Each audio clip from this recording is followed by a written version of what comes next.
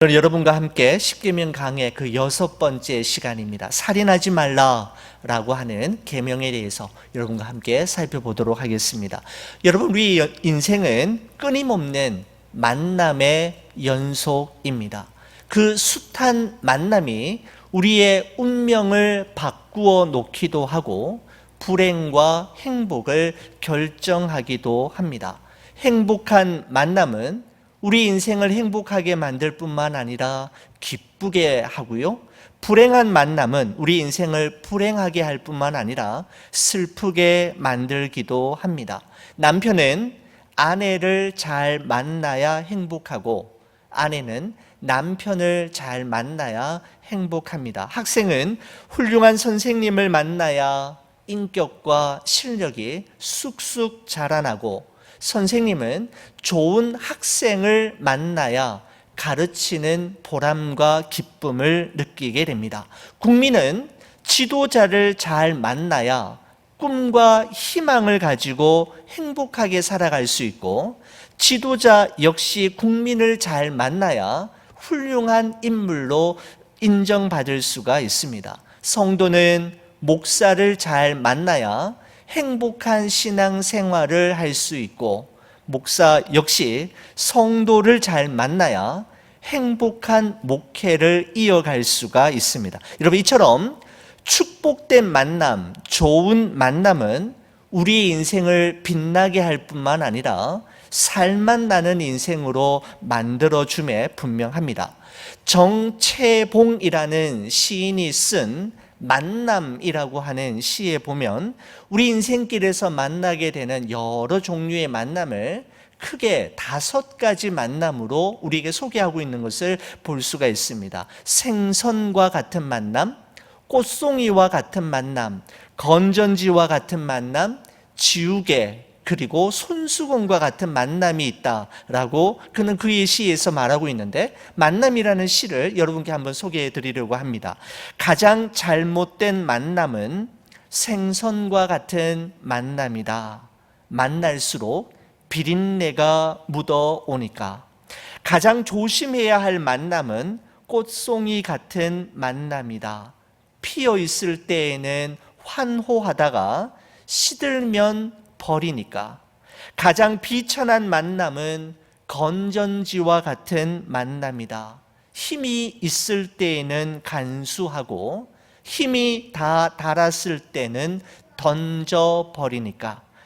가장 시간이 아까운 만남은 지우개 같은 만남이다. 금방의 만남이 순식간에 지워져 버리니까. 가장 아름다운 만남은 손수건과 같은 만남이다. 힘이 들 때에는 땀을 닦아주고 슬플 때는 눈물을 닦아주니까 라고 하는 시입니다. 사랑하는 우리 교회 여러분, 여러분은 지금까지 살아오신, 또 걸어오신 인생 여정 가운데 어떤 만남이 많이 있으셨습니까? 생선 같은 만남이었습니까? 아니면 꽃송이 같은 만남이었습니까? 건전지 같은 만남, 지우개 같은 만남, 그리고 손수건과 같은 만남 가운데 어떤 만남이 여러분의 삶을 그동안 수놓아 오셨습니까? 여러분, 간절히 바라기는 여러분과 저의 남은 여생 가운데 손수건과 같은 만남이 지금보다 더 많아지기를 기도할 뿐만 아니라, 또한 여러분과 저의 삶이 누군가에게 손수건과 같은 만남이 될 수 있기를 기도해야겠다라는 생각을 하게 됩니다. 힘이 들 때 서로의 땀을 닦아주고 슬플 때 서로의 눈물을 닦아줄 수 있는 만남, 여러분, 정말 생각만 해도 힘이 나고 신나는 만남 아니겠습니까? 새로운 힘과 용기를 불어넣어주고 사람을 살리고 생명을 살리는 만남과 관계가 우리의 인생 여정 가운데 펼쳐진다면, 아무리 어려운 순간에도, 심지어 이 코로나 바이러스와 같은 이 극한의 상황 속에서도 우리는 넉넉히 이 과정을 통과할 수 있을 것입니다. 오늘 여러분과 함께 나눌 계명이 바로 이와 같은 내용을 담고 있다. 저는 그렇게 해석하고 있습니다. 하나님께서는 사람과 사람 사이에 지켜야 할 첫 번째 계명으로 내 부모를 공경하라 라고 말씀하신 후에 사람과 사람 사이에 지켜져야 할 두 번째 계명이자 10계명 전체에서 6번째 계명을 살인하지 말라라는 계명으로 새겨 넣으시는 것을 볼 수가 있습니다. 여러분, 이 계명은 바로 사람의 생명과 인격을 존중히 여기고 귀중히 여기라라고 하는 의미를 가지고 있는 아주 간결하고 명료한 계명임을 볼 수가 있습니다. 여러분, 히브리 원문에도 이 6계명이 딱 두 단어로 이루어져 있습니다. 부정을 의미하는 law라는 단어와 살인하다라는 말을 가지고 있는 라차흐라고 하는 두 단어로 아주 간략하게 이 계명이 구성되어 있는데, 아마 이것은 마치 논란의 여지가 없는, 굳이 다른 설명을 덧붙이거나 추가 보충해서 설명할 필요가 없는 아주 자명한 계명임을 스스로가 보여주고 있는 듯 합니다. 여러분, 그렇다면 왜 우리는 살인하지 말아야 하는 걸까요? 왜 살인이 잘못된 것입니까? 여러분, 거리에 나가서 지나가는 사람들 붙들고 이야기해보면 100의 100은 모든 사람들이 살인은 하지 말아야 하고 살인은 잘못된 것임을 이야기할 것입니다. 여러분, 왜 살인하지 말아야 하는 걸까요? 살인이 잘못된 걸까요? 일반적으로 그 이유에 대해서 사람들은 우리 모두가 안전하고 행복하게 살기 위해서 공동의 번영을 이루고 건강한 사회를 만들기 위해서는 서로가 서로에게 해를 가하거나 서로의 생명을 해하는 그런 일은 없어야 하기 때문에 바로 살인하지 말아야 된다라고 이야기할 것입니다. 여러분, 그렇다면 성경은 뭐라고 말씀하는 걸까요? 왜 성경은 살인하지 말라라고 말씀하고 있는 걸까요? 많은 이유를 찾아볼 수 있겠지만 저는 한 크게 두 가지 이유가 분명하다라고 생각이 됩니다. 그 살인하지 말아야 할 살인이 왜 잘못된 것인지에 대해 성경은 첫 번째 이렇게 말씀합니다. 사람은 하나님의 형상대로 창조되었고 하나님이 만드신 최고의 걸작품이기 때문이다 라고 말씀하고 있습니다. 창세기 1장 26절에서 27절의 말씀을 보면 이런 말씀이 있습니다. 하나님이 이르시되 우리의 형상을 따라 우리의 모양대로 우리가 사람을 만들고 그들로 바다의 물고기와 하늘의 새와 가축과 온 땅과 땅에 기는 모든 것을 다스리게 하자 하시고 하나님이 자기 형상 곧 하나님의 형상대로 사람을 창조하시되 남자와 여자를 창조하시고 라고 말씀하고 있습니다. 여기 보면 우리의 형상을 따라 하나님의 형상대로라는 말이 계속해서 반복되고 있는 것을 보게 됩니다. 이것은 모든 사람은 인종이나 성별, 나이나 학벌, 장애나 비장애와 상관없이 누구나 고유한 존엄성과 가치를 지니고 있는데 그 이유가 무엇인가 하면 모든 사람이 하나님의 형상대로 지음을 받은 지정의를 가진 존재로 창조되었기 때문임을 말씀하고 있는 것입니다. 여러분, 또한 에베소서 2장 10절의 말씀에 보면 우리는 그가 만드신 바라 그리스도 예수 안에서 선한 일을 위하여 지으심을 받은 자니 라는 말씀이 있습니다. 자, 여기 보시면 우리는 그가 만드신 바라 라고 할 때 우리는 그가 만드신 바,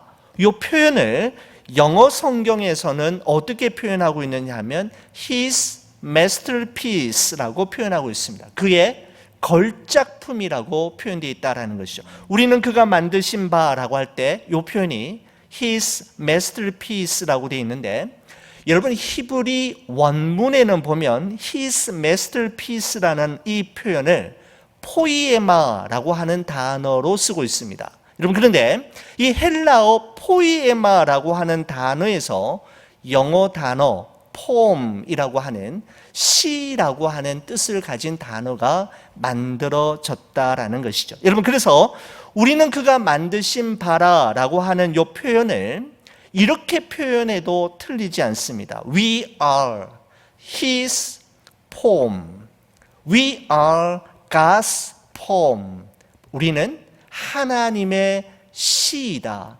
우리는 하나님의 시와 같은 존재이다라고 번역을 해도 전혀 틀린 표현이 아닙니다. 여러분 정말 기가 막힌 표현이지 않습니까? 여러분 우리는 하나님이 지으신 아름다운 시이고 그야말로 시적인 존재이다라고 성경이 우리에게 말씀하고 있습니다. 여러분 우리가 하나님의 시답게 살지 않으면 정말 시답지 않은 인생이 될 수도 있음을 우리는 기억해야 합니다. 여러분 국립국어원의 사전을 찾아봤더니 이 시답지 않다라고 하는 표현을 이렇게 해석하고 있더군요. 볼품이 없어 만족스럽지 못하다라는 뜻을 가진 형용사이다 이렇게 이야기하고 있습니다. 여러분 따라서 시답지 않은 인생은 하나님 마음에 차지 않고 하나님 마음에 들지 않는 인생임을 우리에게 말해주고 있는 것이죠. 여러분 그렇습니다. 여러분과 저는 하나님이 보시기에 시와 같은 아름다운 존재이며 세상에 둘도 없는 하나님이 친히 빚으신 걸작품이기 때문에 우리의 존재는 너무나도 귀하다라는 것이죠. 여러분 그런데 감히 하나님이 지으신 시를 폄하하거나 하나님이 당신의 손으로 직접 빚으신 걸작품을 품인 우리를 함부로 해하는 것은 그 사람뿐만 아니라 그 사람을 창조하신 하나님께 죄를 범하는 것임에 분명합니다. 여러분 살인하지 말아야 하는 두 번째 이유는 사람의 생명은 전적으로 하나님의 것이기 때문입니다. 한 사람에게 생명을 주시기도 하시고 그 생명을 거두기도 하시는 분은 오직 하나님이시며 생명의 절대 권한은 하나님께 속한 것이기 때문입니다. 여러분 그래서 고린도전서 6장 19절에서 20절의 말씀에 보면 이런 말씀이 있습니다. 너희 몸은 너희가 하나님으로부터 받은 바 너희 가운데 계신 성령의 전인 줄을 알지 못하느냐. 너희는 너희 자신의 것이 아니라 값으로 산 것이 되었으니 그런즉 너희 몸으로 하나님께 영광을 돌리라 라고 말씀하고 있습니다.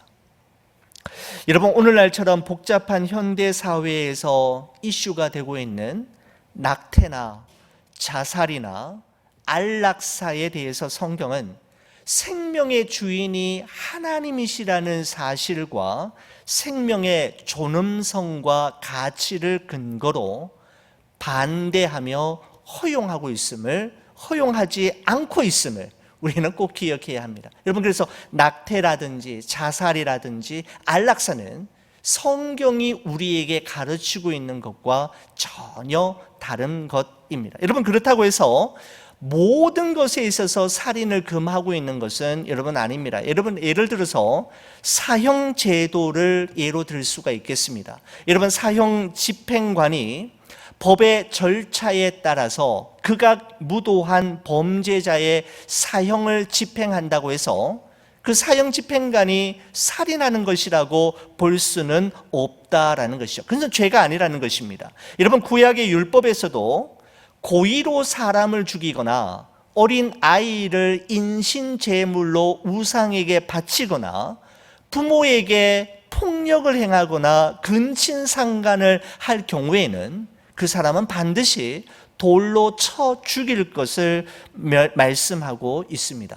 이번 사형제도는 예외이죠. 또 하나의 예외가 있다면 전쟁입니다. 다른 나라가 공격해 와서 자국을 지키기 위해 전쟁을 하다가 사람을 죽이게 되는 경우는 이 육계명을 범하는 것과는 다른 의미이다라는 것을 우리는 기억할 필요가 있습니다. 존 칼빈은 이렇게 이야기합니다.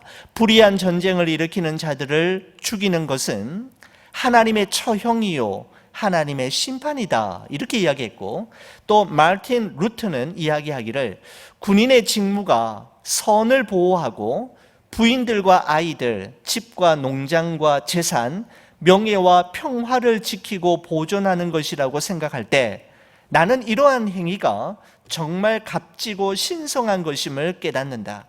왜냐하면 무력으로나마 평화를 보존하지 않는다면 세상에 있는 모든 것은 평화의 결핍으로 인하여 파괴되고 말 것이기 때문이다라고 그는 이야기하고 있습니다. 여러분, 이런 경우를 제외하고는 사형제도라든지 전쟁과 같은 이 특별한 상황을 제외하고는 직접적으로나 간접적으로 다른 사람의 목숨과 생명을 해치는 것은 십계명을 범하는 치명적인 죄임을 우리는 꼭 기억해야 합니다. 여러분, 여기까지 내용만 보면 여러분 이런 생각을 하시는 분들이 계실 것 같아요. 나는 다른 계명은 몰라도 6계명만큼은 제대로 지키고 있다라는 생각을 하시는 분이 계실런지도 모르겠습니다. 나는 한 번도 다른 사람을 살인한 적도 없고 살인을 모의하거나 계획한 적도 없을 뿐만 아니라 심지어는 다른 사람을 때리거나 한 번도 해쳐본 적이 없으니까 나는 6계명만큼은, 다른 계명은 모르겠지만은 6계명만큼은 잘 지키고 있다, 나는 6계명에 대해서는 의인이다라고 생각하는 분이 혹 계실런지 모르겠습니다. 여러분, 그런데 그렇지 않습니다. 하이델베르크 교리문답 106번에 보면 이 6계명에 대해서 이렇게 설명하고 있는 것을 볼 수가 있습니다. 하이델베르크 요리문답 106번에 보면 질문이 이것입니다. 살인하지 말라라는 계명은 살인에 대해서만 이야기합니까? 라는 질문에 대해 이렇게 답하고 있습니다. 하나님께서는 살인을 금함으로써 살인의 뿌리가 되는 시기, 증오, 분노, 복수심 등을 미워하시며 이 모든 것들을 살인으로 여기신다고 가르치십니다 라고 기록하는 것을 볼 수가 있습니다. 여러분, 세상적인 관점에서 살인죄는 반드시 다른 사람의 신체에 물리적인 해를 가함으로써 사람을 죽인 경우에만 해당되지만, 여러분, 하나님께서는 그것뿐만 아니라 상대방의 인격을 존중하는 마음 없이 드러내는 모든 말과 행동과 태도를 살인죄로 여기신다라는 것을 우리는 기억해야 됩니다. 시기하며 증오하며 분노하고 복수심과 미움으로 가득 찬 삶을 산다면 그 사람 역시 6계명을 범하고 있다라고 말씀드릴 수 있다라는 겁니다.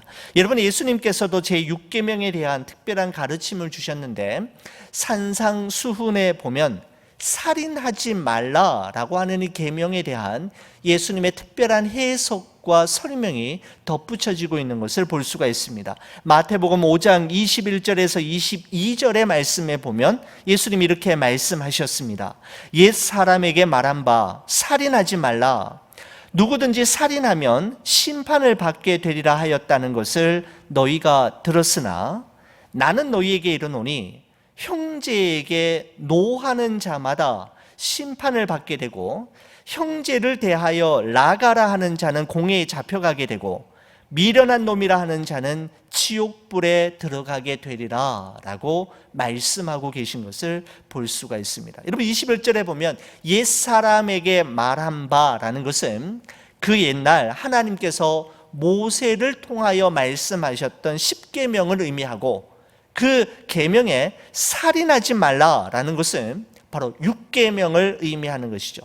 예수님께서는 너희가 이 계명을 이미 오래전부터 잘 알고 있지만 나는 너희에게 이르노니 라고 이야기하시는데, 나는 너희에게 이르노니 라고 하는 이 말은 6계명의 의미를 새롭게 해석하고 새롭게 재조명하시겠다라는 것입니다. 이스라엘 백성들은 살인하지 말라라는 계명을 다른 사람을 죽이지 않고 생명과 목숨을 빼앗지 않는 것으로만 알았지만, 예수님께서는 상대방을 존중히 여기는 마음 없이 말과 행동, 태도로 상대방을 무시하고 멸시하는 것 역시 살인하는 것과 같다라고 말씀하고 있는 것입니다. 자, 여기 보면 노하는 자마다 심판을 받게 된다라고 되어 있습니다. 분노하는 것이죠. 화를 내는 자는 심판을 받게 되고, 라가라 하는 자는 공에 잡혀가게 된다. 라가라는 말은 욕입니다. 머리가 텅 빈 녀석, 바보, 멍청이, 아무 쓸모없는 가치 없는 인간이라고 누군가에게 이야기한다면 바로 그 사람은 잡혀가게 된다는 것이죠. 미련한 놈이라고 하는 자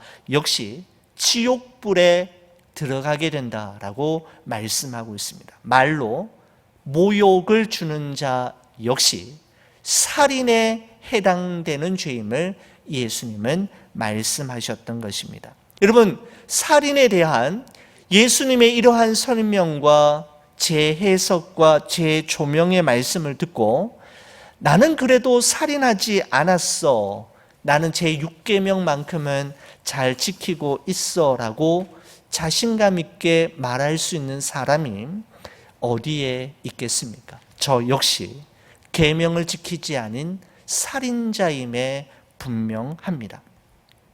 이런, 비록 사람의 생명을 빼앗은 일은 없지만 우리는 실질적으로 우리의 말과 표정과 태도로 얼마나 사람들에게 상처와 아픔을 주고 모욕감을 주는 행동들을 많이 했던가요?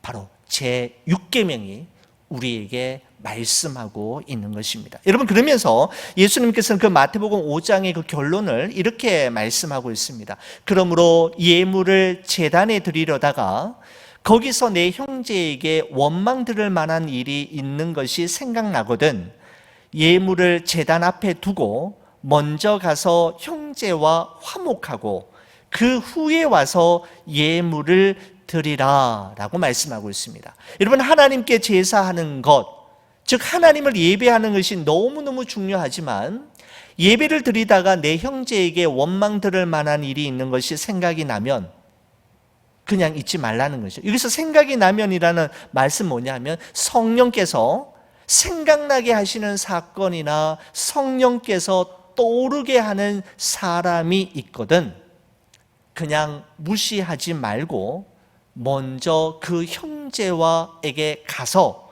화목하고 그 후에 와서 예배를 드리라 라고 말씀하고 있는 것입니다. 바로 이 말씀은 사람과 화목하면 하나님과 화목하게 될 것이고, 사람과 통하면 하나님과도 통하게 될 것임을 말씀하고 있는 것이죠. 여러분, 하나님께만 죄 용서를 구하고 용서를 고백하는 것으로 끝나는 것이 아니라 내가 잘못한 사람, 내가 실수한 사람에게도 용서를 구해야 하며 용서해 줄 수 있어야 그 사람이 드리는 예배를 하나님이 받으시겠다라고 말씀하고 있는 것입니다.